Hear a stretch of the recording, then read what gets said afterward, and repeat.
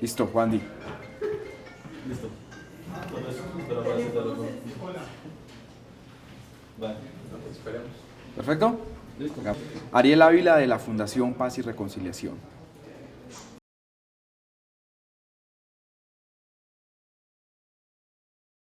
Básicamente, en conflictos armados, en transiciones de la dictadura a la democracia, siempre se pregunta uno quién ganó. En Argentina fueron los militares, ellos se quedaron con los hijos de los desaparecidos, por eso surgió el movimiento de las abuelas de la Plaza de Mayo. En Guatemala fueron militares con todo el territorio de Chile en el norte de Guatemala. En el Congo fueron comandantes guerrilleros, paramilitares y militares que se quedaron con las minas de tungsteno, tintalio o coltán. La pregunta es, en Colombia, ¿quién se quedó? ¿Quién ganó la guerra? 6 millones de hectáreas despojadas, más de 300.000 homicidios, 25.000 desaparecidos, miles de mujeres violentadas sexualmente. ¿Quién hizo eso y quién se quedó con la tierra de los despojados? ¿Comandantes guerrilleros? No, ellos no fueron. Paramilitares tienen algunos testaferros, pero perdieron la guerra, están extraditados en Estados Unidos. Militares colombianos tampoco, aunque tuvieron mucho que ver en este conflicto. Cuando se revisa en manos de quién están las 6 millones de hectáreas despojadas, básicamente son políticos regionales y locales y empresarios. 3 ejemplos. El Fondo Ganadero de Córdoba, que está en un proceso inmenso por un montón de tierra quitada a campesinos. La multinacional Chiquita Brands, que fue condenada en Estados Unidos a pagar 25 millones de dólares ya que financió grupos paramilitares. O el expresidente de la Corte Constitucional Colombiana, actual magistrado, Peretel, que está en un lío judicial por 2 fincas de campesinos despojados. Estas personas son las que no quieren que haya proceso de paz, porque si hay proceso de paz, les toca contar la verdad y les toca devolver la tierra que se robaron. Por eso es que muchos de estos grupos están en el Centro Democrático, el partido que lidera el expresidente Álvaro Uribe o actual senador, y se oponen al proceso de paz, porque tienen miedo de perder lo que se robaron o lo que le robaron a los campesinos. Y inventan un discurso ideológico, político, e encuentran idiotas útiles en las ciudades que creen en ese discurso, pero lo que hay de trasfondo es un tema de intereses.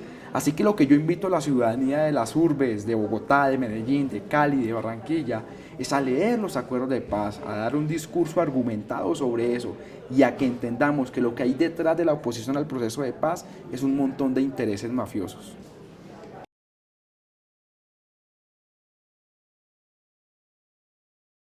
Y aquí viene el otro argumento importante, y es que básicamente lo que dice el Centro Democrático, el expresidente Uribe, es que el proceso de paz entre el gobierno y las FARC se basa en la impunidad y que básicamente va a haber muy poca justicia. Totalmente equivocado y totalmente errado.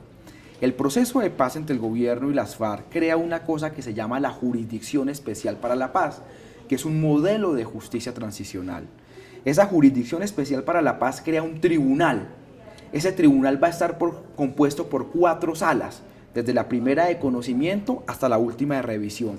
Cada sala va a estar compuesta tiene 5 magistrados, 3 colombianos y 2 internacionales. Si usted colabora, dice la verdad, repara, tiene hasta 5 años de restricción a la libertad. Si dice parcialmente la verdad o colabora parcialmente, ya tiene 8 años de cárcel. Y si no colabora, no dice la verdad, tiene 20 años de cárcel. Es decir, es un modelo que privilegia a la víctima en el proceso de restauración en general integral y privilegia la verdad. Así que este proceso de paz lo que va a tener es mucha verdad y va a tener mucha justicia, mucho más que el proceso de desmovilización con los paramilitares. ¿Cuál es el debate o cuál es el tema? Es que va a haber mucha justicia, tal vez lo que no haya es cárcel para estas primeras personas que colaboran, que dicen la verdad y que tienen hasta 5 años de restricción a la libertad. Pero es que justicia no es sinónimo de cárcel. De hecho, hay muchas formas de justicia, como una sanción económica o como una prisión domiciliaria. Es decir, la única forma de justicia en el mundo no es la penitenciaria. Así que este proceso de paz va a tener mucha justicia y aquí no va a haber impunidad. Vuelvo y repito, es un sistema basado en la víctima, la reparación integral y en el tema de verdad.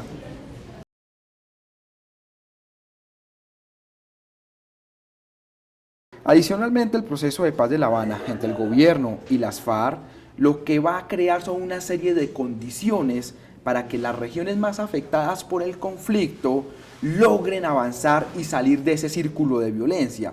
Es lo que se llama resolver las causas estructurales del conflicto. Lo vamos a intentar. Va a haber mucha inversión en las regiones, aunque tenemos muchos problemas económicos y por eso se aspira a una reforma tributaria. Este tipo de inversión en las regiones, en términos políticos, se basa en dos cosas. Lo primero es que se van a crear unas circunscripciones especiales de paz. Es una figura que ya estaba en la Constitución del año 91. ¿Y qué es lo que es? Que los territorios alejados, afectados por la violencia, se van a agrupar y van a poder elegir representantes a la Cámara. Es decir, equiparar esa inequidad que tiene. Bogotá, por ejemplo, tiene 18 representantes a la Cámara, el Guaviare tiene 2. Hay una inequidad en la representación de muchos territorios. Aquí lo que se intenta es que estas regiones muy afectadas por el conflicto tengan una voz. Cualquier ciudadano se puede lanzar en esas circunscripciones especiales de paz, incluido el movimiento político que surja una vez se dé la firma del acuerdo y las FARC comiencen a hacer política. Entonces, eso no son curules a dedo ni nada. En Senado, por el contrario, sí se propone que por 2 periodos legislativos, es decir, del 18 al 22, del 22 al 26, las FARC tengan la posibilidad de acceder a unos cupos directos a Senado. Se proponen 9 cupos directos. Y esto se basa en 4 cosas. Lo primero es que son medidas positivas. Si nosotros traemos a las FARC a competir bajo las actuales reglas democráticas, donde la familia Char ha vuelto de la política un negocio, donde el ñoño Elías maneja FONADE, este proceso de paz va a terminarse en una frustración. Hay que tomar unas medidas positivas para unas minorías. Lo segundo, yo creo que ese es un costo muy sencillo del proceso de paz. No estamos hablando del 35% del Senado que tuvo los paramilitares a escondidas o cuando liberales y conservadores en el Frente Nacional se dividieron el poder.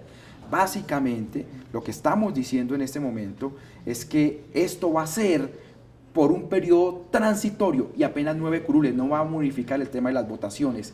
Tercero, es una medida de restauración. Las FARC intentaron hacer política. En los años 80 crearon un partido que se llamó la Unión Patriótica y fueron masacrados, más de 4.000 líderes fueron masacrados. Hoy en día, si bien la Unión Patriótica no es de las FARC, lo cierto es que muchos guerrilleros intentaron participar en política y los mataron, y el modelo de justicia de La Habana se basa en el tema de justicia restaurativa. Es un mecanismo de restauración que se le da a esos temas. Y lo cuarto, esa es una medida política. Si las FARC nos tienen que empezar a responder porque se cumpla la dejación de armas, porque ellos cumplan lo pactado en La Habana, y qué mejor que estén en el mundo político respondiéndole a la ciudadanía por lo que hacen. Así que a eso no hay que tenerle miedo.